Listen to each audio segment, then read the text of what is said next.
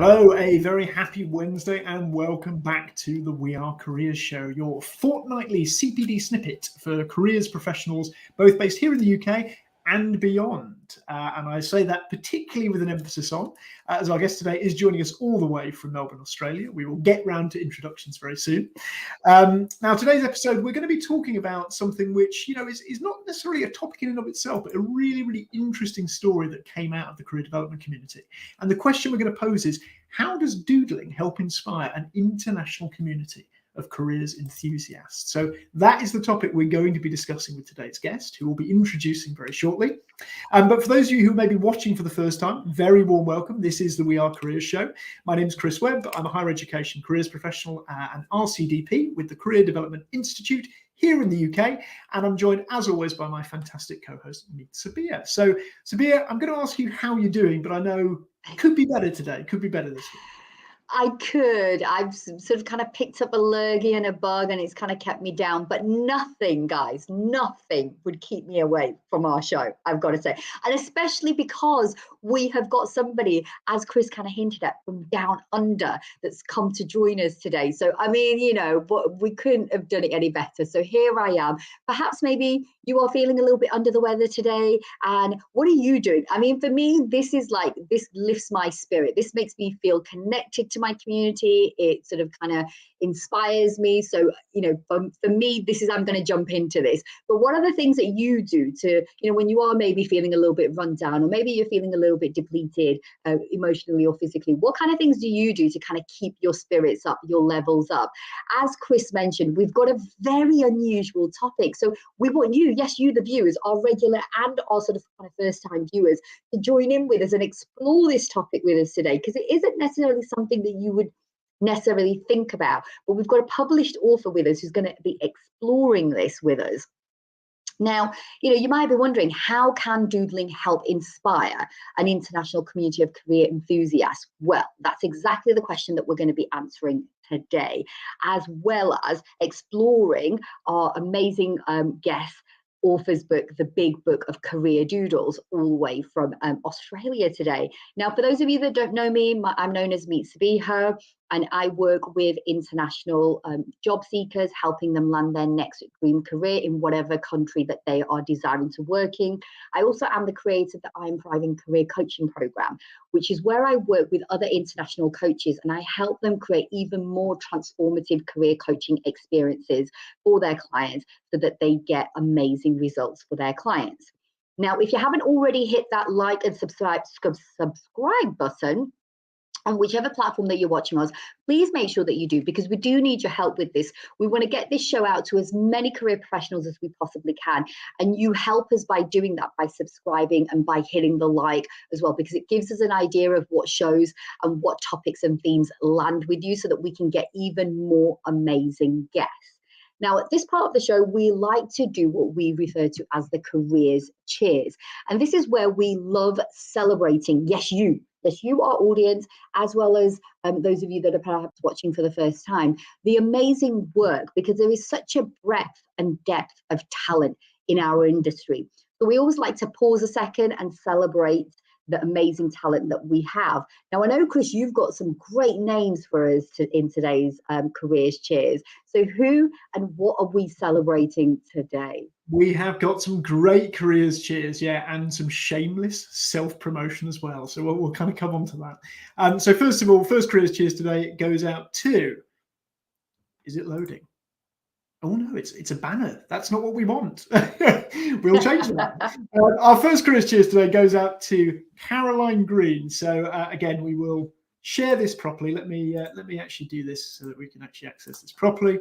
There we go. Caroline Green, fantastic. And this is really for her work on the inaugural Careers in Careers Celebration Festival, which took place yesterday. So if you were able to attend, you'd have been privy to a fantastic sort of day of CPD, reflection, celebration, and recognition of the careers profession.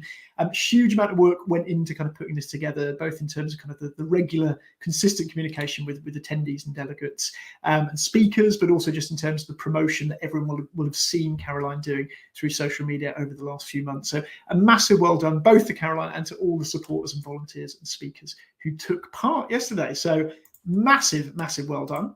And can I ask you, Chris, on that note, say for somebody who's watching right now and going, oh man, I missed it. Maybe they registered and weren't able to sort of kind of connect. Oh, and funnily enough, we've got Caroline in. Hello, Caroline.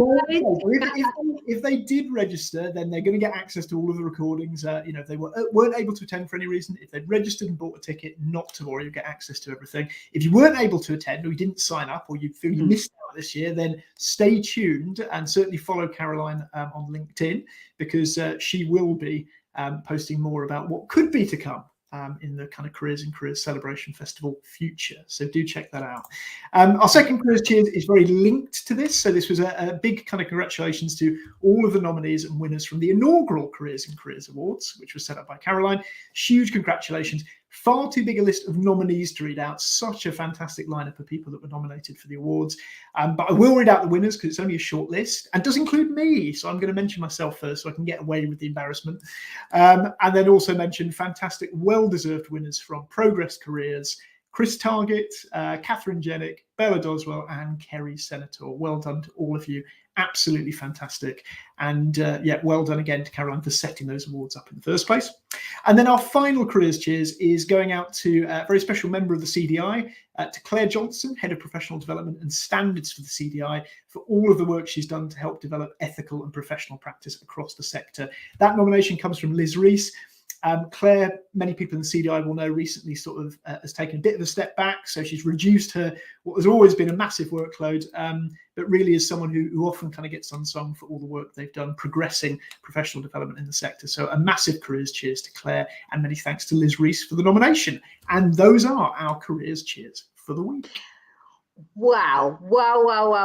I mean, I think there's going to be, and I'm sure, and join in with the chat, by the way. We love hearing from you, everybody. So if you're hearing about anything that Chris has already mentioned so far in the Careers Cheers, use that chat box feature, join in the conversation. Perhaps maybe you've got questions for our guest, who I'm going to be shortly introducing, that you want to have questions that you want to put, that you would like for us to put to him. Then again, let us know, join in the conversation. This show is just as much about sort of us and the guests as it is about you. It's about creating engagement and giving you the opportunity to be able to access these, amazing guests that we get to sort of kind of bring on. To be able to explore a whole host of topics. So speaking of topics, you heard Chris and I both mention, we're talking about career doodling and what that means and what that can look like. So I want to head on over to our guest today. So Naishadh, okay, for those of people that have perhaps maybe hearing from you for the first time, or maybe have come across your work, but it's sort of kind of in bite-sized form, what would you sort of kind of share with our audience today about what you're currently working on, and what sort of was the passion behind that? What sort of kind of inspired you to do the work that you are currently doing at the moment? Sure, thank you. Thanks, Chris, and meet Sabiha, and congratulations to Caroline. I've been following, with a bit of jealousy, the kind of collaboration that UK career practitioners, have been creating, and I have been very vocal about that within my association also, about that. It's just very heartwarming to see the kind of collaboration and the innovation that is coming out of UK, with Catherine Jennick to Liz to Chris, your newsletters and everything. They're just absolutely amazing. So, really, this is really a kind of what we say. I never envisioned to be recognized, and coming and talking about this stuff. Few years back, when I stumbled upon doodling. To answer your question, Sabiha, I was a visual learner, and I think over 3/4 of us are visual learners. But I only recognized that very late in my career, that I would have been a great engineer if I was taught visually. But I was an absolute crappy engineer because I've never seen an engine in my life. So I did not even understand that. But that's past. But I was always kind of thinking of, how do we make things easier for people to understand? And COVID hit, and I had plenty of time on my hand. So I took on, and I used to follow a lot of creators on Twitter, and I would always feel a sense of what we say, the awe of how they were able to communicate very complex concept in an absolutely easily understandable way. So I took on a couple of doodle courses just for me to get doodling, um, just for me to start drawing things. And then I started to copy other people's work, and I say that completely, honestly, that I used to copy beautiful work by someone called Little Buddha Doodles, and she's in Europe, and she draws absolutely amazing Buddha and all those philosophical doodles. And I would copy that, and I would draw that, and I would just do something about it. But then I eventually said, okay, now I've done enough of copying. Now let me experiment things. So I started to experiment with simple concepts. And the first doodle that I drew that got a lot of attention was the job search paradox one. That I think, Chris, you reflected on that doodle as in the book, and that got a lot of attention. So that encouraged me. Okay, so people are liking this kind of stuff, so I'll continue. And I continued and continued without even knowing what it would turn out to be. And I think that's how most of us really start. We don't know the shape that this is going to take ultimately. And then I continued to experiment with different metaphors to different objects, and whatever comes to me. I think one of the best way to describe is that whenever I go out for a walk, I would come back with a concept, because I'm constantly in that inquiry of thinking and what can we do, and things like that. And then I would look at some other people's work and say, okay, wow, this is a great way to explain stuff, and I will experiment with it. And eventually people started to go, warming up to that, and people started to enjoy that, and people asked me if they can use this in their practice, and I would say, yeah, why not? Just use that. I mean, that would be such a joy that people use your creation to help them, to help their job seekers. And I said, no, go ahead. Even if you don't name me, I'm okay with it. I know this is not a Beatles music that I have to worry about making millions of dollars out of there, right? So that's how eventually it started, Sabiha, to answer that question. I love that. I love sort of kind of how you describe your journey, and we've had so many guests on the show that have talked about this sort of kind of, it's not a straight line, it's sort of higgledy-piggledy. And also as well, I love how out of necessity, out of your own frustrations, out of your own struggles of learning, because the way that you were being taught was not like necessarily inspirational for you, and it wasn't conducive to you. So you were going to yourself, okay, either I can complain about this, or I could quite easily, and I can see Chris is bringing up there on screen for people to kind of see just an example of some of the work that you have done, and referencing to the post that you sort of kind of talked about. And it's just interesting, isn't it, that how often through necessity, like you could have quite easily, Naishadh, just gone, okay, it's a problem, and I'll just do nothing about it. But you chose to do something productive about that, and now that work that you have produced is inspiring others. And I love the generosity as well, Naishadh, of yours, where you're just saying, okay, look, I'm not going to hold on to it, I'm not going to be I'm just going to put it out into the universe, put it out into the world, and let others sort of kind of develop their own sort of versions of this as well. And I know Chris sort of kind of wants to jump in, because I know Chris has got questions for you as well. But before I do, Chris, can I just bring in, there's a couple of comments that are coming through, and then Catherine Jennings, one of the names that Naishadh, that you've mentioned, that this TED talk from Sunny Brown highlights the power of doodling and how it can improve our comprehension and creative thinking. And this is something that I know I talk about as a career professional with my clients, as I'm sure all of you do, and I'm sure viewers, do you talk about creativity and regardless of what sector your clients are looking to work in, that creative thinking? And I do genuinely think, I find myself sometimes doodling and not even realize that I'm doing it, right? I don't know, does anybody else do that? Do you often sometimes find? We've got another Facebook user here saying as well, how wonderful to have such a talent for drawing and doodling, making it have value and meaning. So Chris, I know we've got a whole host of sort of questions as well. Naishadh's book is one of the most beautiful. Catherine just went on to comment. I'd include this because it tees us up very nicely, I think, for kind of some of the stuff we wanted to talk with Naisha about, which was, you've set the scene for us there, Naisha, around that kind of how you got into doodling, and it takes us maybe right to kind of the cusp of the book itself. And I guess, as Catherine's mentioned there, that example of how international collaborative careers work can actually look like. So for those who've maybe not come across the Big Book of Career Doodles before, I think you've got a copy with you to flash in front of us. We will also, again, flash up the link on screen if anybody wants to sort of check out the book. But yeah, tell us a little bit more then about how the book came into being, and I guess how it ended up becoming such a sprawling sort of international community, and not just within Australia. Yeah. So there are two reasons. One is that I'm lazy when it comes to writing. I'm not a great writer. It is still very difficult for me to express myself with words. I can express myself quite beautifully if given a chance to talk to people. But word is not something, and especially English is not something that is very natural for me. So even though when I started to write resumes, it was very difficult for me to adapt to the way that they wanted me to write.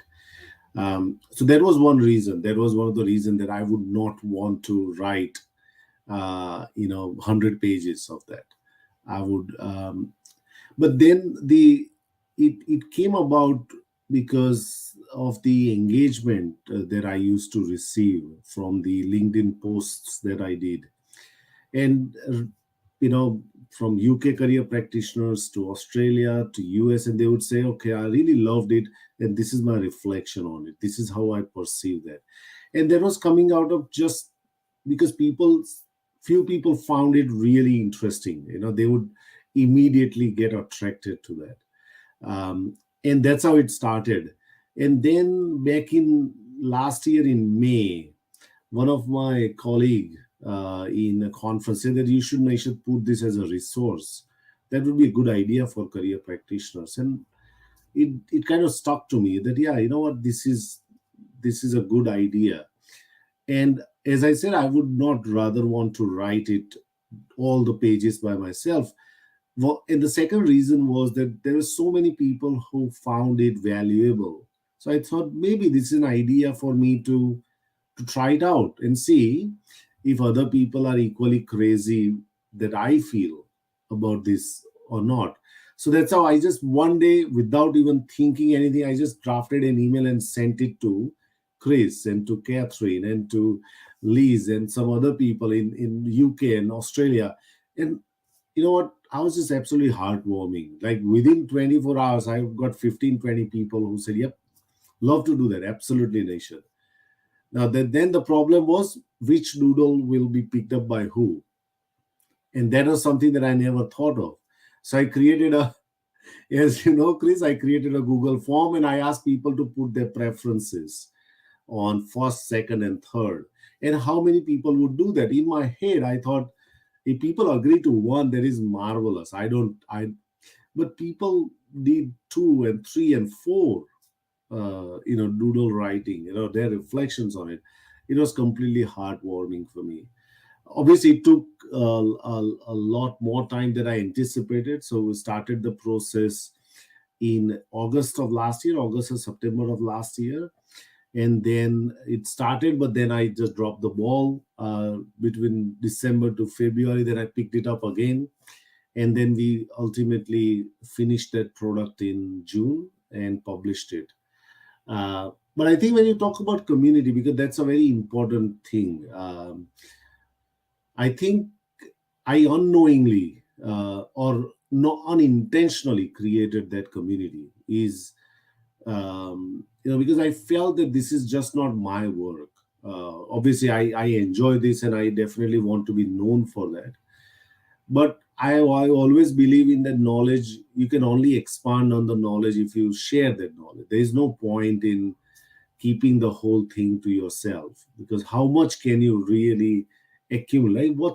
That's one of the Eastern philosophy of Hinduism, that you got to spread it. If you spread it, it's going to come back to you probably 3, 4, 10 times. And that's what I'm right now enjoying, that the love and the respect and the recognition that I'm getting from all across all the career practitioners who follow my work is just absolutely heartwarming, to be honest. Yeah, and as you say, Nish, it's you're absolutely right about it. Kind of really sort of catching fire. I think in terms of certainly kind of in the UK. I know there was a period at least where you were prolific with kind of getting these doodles out, and probably before you had to start putting the book together because that must have taken so much time. And I remember so many careers professionals in the UK that I was talking to saying, "Oh, have you seen the latest doodle?" and those sort of things. Yeah. And why do you think, I guess, this kind of approach resonates so much with Mm. people, regardless of where they are in the world, regardless of what role they're doing in the careers community? Yeah. I think because of the simplicity of stuff. As we know, the most creative ideas are simple ideas. I remember watching, I don't remember, but back in my university days, I watched a TED Talk was fairly new at that time in India, and we would get a CD burned with all the episodes on there, right? So I remember that there was something on Apple's laptop, and they had that if you put the Apple's the power cable, and if you run through it, the computer won't fall down because it's got magnet into that. And that kind of stuck to me, that how simple it is, like how ridiculously simple that idea is. So that's what I feel is that this idea sticks to people because it's simple, and secondly, it makes sense. It just makes it easier for people to understand, because as you know, sometimes we tell clients about career change and job search and everything else, and they feel, you know what, I've heard this before, right? It's like, what new spin can you bring it on that is, yeah, that's the thing that I struggle with. Now, I'll give you a short story. One of my friends' brother, we were sitting that was his anniversary, and all were drinking. I don't drink, but he was drinking. It was probably, a few drinks down. And he said, Naishadh, I've not asked you, what do you do, man? Like, what do you do? And I said, I do career counseling, blah, blah, blah, but I also do doodling. He said, what do you mean by doodling? Right? And I then showed some pictures. And one picture, he said, stop. And he watched that photo and said, God, this makes sense to me. It took 5 seconds for him to make sense, even though he was few drinks down. So that shows the simplicity and how it communicates that message. And that's what I feel people get attracted to that. Totally. I can really resonate with that, your point that you're making there, Naishadh. Can you, audience, are you resonating with the message that Naishadh had, which is about taking often complex ideas and presenting them in a pictorial way that simplifies what it is, the point that you're trying to get across. And it crosses language as well, isn't it? Because that's the great thing, isn't it? Like you spoke about this, Naishadh, as well, saying that English isn't necessarily your first language, and so you might not necessarily be comfortable in that in that form of expression. So having a way to sort of express what's in your heart and what's on your mind through an image, a picture, and I have to say, for somebody who isn't, I mean, did you ever do graphic designing? Because some of those images are no, okay, wow, so that's definitely a natural gift. I think that there's a mistake there. I think people can draw small computer. In my view, what I have done is, drawing is the simplest thing, because I can I can find a clip art on fish and can draw a fish. There's nothing brilliant about it, right? Oh, you saying that, but I'm going to pump you up, because trust me, if you saw my fish and your fish, I am telling you, there would be complete difference. That's right. I agree partially, but my point that the idea was to communicate, not particularly be Exactly. super specific about that this looks like a pencil, or does it look like a boat or not. Because people will get that. People will get it. But it's the message, it's the metaphor, that what it represents, that I feel is what I have kind of what people like about that. Not particularly drawings. Now, but for the book, because my drawings were all hand drawn, I got an artist in India who really kind of developed it. But even for us to get to the imperfection of it. Mm. Because first time he drew, and I said, no, this is too perfect. Yeah. This doesn't look like what I have drawn. So he had to kind of deliberately make it imperfect to give people that sense of that this is what this is how it feels like. It's incomplete. You didn't want it too manufactured. You didn't want it too polished. You didn't want it sort of like, like in this day and age where everything is filtered on social media and everything is like the drive is to make it look perfect. And I love that because there's imperfection. There's beauty in imperfection. It's going to annoy me now. I'll come back to it later. But there's a Japanese saying, isn't there, where they put back broken crockery because they. Yes, that's correct. Because the idea behind it is that there's beauty within that sort of kind of putting together. And I just want to kind of bring in some comments talking about obviously your sort of kind of your message. I've got here Leanne Hamley who's saying love the doodles. Caroline has jumped in to say brilliant book, another fabulous resource for the career profession. Thank you so much. And this is it, isn't it? It's about having as different ways as we possibly can have as career professionals to be able to engage, because ultimately we're serving our clients, and what are the clients' needs? How does the client need us to sort of kind of connect and communicate with in order for us to have the transformative coaching, whether that's on a one-to-one, whether that's in a group setting, regardless of age, because like you say, I think you're right. I don't think that we ever get too old, do we, for sort of kind of pictures. And I guess sort of kind of bringing now as we wrap up today's show, sure. Through your doodles and other careers work, you've become a well-established voice in the international careers community, as well as sort of kind of one of the top voices on LinkedIn. And you've talked about this, but it'd be really great to sort of kind of sort of end on this, which is what advice would you give to other career professionals who are looking to sort of kind of broaden their networks outside of their sort of kind of home countries and want to share their ideas with a wider audience? What sort of kind of tips and advice would you have? Yeah. So I think the tip and advice is to follow the same advice that you give to a job seeker, right?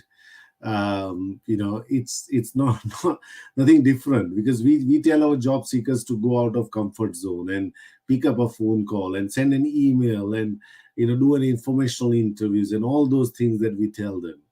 But I think sometimes it doesn't come from a place of lived experience. It comes from a place of that I know exactly what to do. Just do this, man. Just go and do this. Come back to me. So that's what I feel, that there's an opportunity for us to do that. And secondly is to give it a go. And I liked in what what they say in the design thinking book, or the design your working life. They say that you don't need to kind of have audacious goals. Keep very, very achievable goals. And just clear the deck every day. Clear the deck. You don't have to have that that thing. And the last thing is, as I think Chris, you showed that doodle which was I don't know, it was 700,000 views on that particular doodle. And I also could not believe. Very simplistic analogy of everyone's career is different. Everyone's career growth is different. But there is such, I have to remind that myself every day, by the way, because we do get anxious daily about the deficit that we have and how we view ourselves and everything else. Then that's what I would say, is that what, just give it a go. It's okay. The water is safe. Everybody else has jumped into it. So yeah, I'd agree. It's such great advice. I think it's, as you say, that idea of kind of making connections, building networks, communities, it creeps up on you, doesn't it? And I know James Clear talks a lot about that idea of consistency. Sahil Bloom talks a lot about consistency. And it's one of those things that can sound quite trite, quite nebulous, kind of, but actually, whether it's the doodles, whether it's producing a newsletter, whether you regularly post about something or regularly put on something like a webinar or a training series, it's, as you say, by that process of doing, you start to accumulate, don't you? It kind of builds up and it snowballs. So it's exactly. Yeah, and agree. The water is safe, definitely. We can guarantee. Absolutely. Some doodled sharks, maybe, but no real sharks, hopefully. So, nice. Thank you so much. Honestly, we've had some lovely comments in the chat. As always, we've run out of time, as we always do. But if you have been watching this, you'll have seen us put up on the screen many times the link to the Big Book of Career Doodles. Do go and check it out, and the link to Naishadh's LinkedIn profile. Do connect with him. Do check out and follow all of his great work, including the doodles. So that brings us very nicely towards the end of the show. We do, as always, have the news still to come. So I'm going to go without further ado back over to Sabiha and say what is happening with the CDI at the moment. What are our CDI news stories for the week? Oh, well, there's a whole host of things. You'd think that now that we're approaching Christmas, that the CDI would be slowing down. Not the case whatsoever. I actually feel as if they are ramping up their efforts. I think they're planning on going out in 2023 with a bang. And so that brings me on to a program that was initially started, I'm going to say about 5 years ago, and they are now sort of kind of reigniting the program, and that's the mentorship program that the CDI has, and they are currently looking for mentors to take part. So if you want to become a mentor for the CDI and help shape another professional's career, head on over. There's a link on screen at the moment that you can go and find more information. Claire Johnson is the person in charge of that. Then story number 2 is the CDI AGM. It's, I think, less than 2 weeks now we've got. For those of you now, obviously this is primarily aimed at those of us that are members, but if you are not a member yet and you would like to join them, but of course, by all means, head on over to the CDI website and look for more information about this. But the AGM is taking place in 2 weeks' time. It's going to be taking place on Monday, the 27th of November, between 3:30 p.m. and 5 p.m. It is being done online. So those of you, in case you're panicking, thinking, oh my God, I would love to go, but I'm not going to be able to physically go, don't panic. It's a Zoom meeting, and it's also free to attend as well. Now, the agenda and papers will be sent a little bit closer to the time, and you'll be able to download them before the meeting, which will also include the annual report from the Chief Executive and the Chair of the Ethics and Professional Standards Committee, as well as the final accounts as well. So you can see transparently exactly what the CDI have been up to and what that has looked like for 2023. And then finally, my news story is December. As I said, CDI are not letting up whatsoever. They have got the CDI Conference for Careers Professional organised on the 6th of December. It is going to be online. There are still tickets available. Head on over to the website where there's more information. There are over 25 plus workshops, speakers, seminars, and a whole host of sort of kind of informative ways of sort of opportunities to enhance and develop your CPD points. So those are my news stories for the CDI. Chris, what did you pick for us this week for your general news stories? Thanks, Sabiha. And I think we'd be remiss if we didn't say, if you come to the CDI conference, you're going to catch both of us, right? We're both speaking at the CDI conference. So yeah, we are. Self-plug. We are. We lost the link momentarily there, but again, if you're interested in becoming a mentor, Sabiha's just mentioned this, there is a LinkedIn post out at the moment on the CDI LinkedIn page. So do check that out. As mentioned, Claire Johnson is the person to contact. All of the information's on the post that you'll see on the screen in front of you. And they're going to be advertising from January, I believe, for people who want to become a mentee and want to be mentored. And that will be for starting in April 2024. So do keep an eye out for that in the new year as well. News stories from me. So just 3 very quick ones. The first one is Brad Minton's Your Career GPS podcast, which I think is approaching 100 episodes or something like that. So in celebration, I think Brad's kind of coming back in and bringing back some of the old guests. One that he's kind of doing at the moment is with JP Michelle from Canada. So quite a lot of UK professionals will know about JP, the Spark Path Challenge Mindset work that JP is doing. So this kind of really focuses this podcast around JP's approach of the world needing you, being quite mission focused, challenge focused rather than sort of particularly job focused. So it should be a really interesting conversation. So highly recommend checking that podcast out if you get the chance. Another thing that is kind of coming back, is the Squiggly Careers Skills Sprint. So this is from the folks at Amazing If. In the summer, they had this kind of skills sprint, 20 days in a row, short little micro podcasts of about 7 minutes each, and all focusing on a different career skill, whether it was curiosity, creativity, resilience, all those kind of types of things. I actually did it in the summer. It was really interesting. It was kind of a chance to sort of do quite bite-sized CPD reflection, and they're kind of launching it again for Lifelong Learning Week. So do check that out if you haven't come across it before. And finally, there is a really interesting article this week on the Institute of Student Employers website, all about why early talent recruiters are starting perhaps to kind of broaden their approach as we look to the future. So things like declining birth rates, particularly kind of in the UK, skill shortages across various regions, leading to this idea of actually, will talent teams become total talent, not just looking at early career talent, but also career changers, more focus on internal development, skills improvement. So a little bit of a look maybe of how employers are thinking about things to come in coming years. So do check that one out as well. So those are our news stories for the week. And all that's really left to say is do join us next time around. We are back on Wednesday, the 29th of November at the normal time of 12 o'clock. And we're going to be speaking with Carla Hoff from Lightcast all about how careers professionals can do LMI differently. Really look forward to seeing you all then. A massive thank you for joining us. A massive thanks to Naish again for taking the time to be with us here today. Thank you to all of you who are either watching live or on record. And we will see you in the Career Sphere in 2 weeks' time. See you then.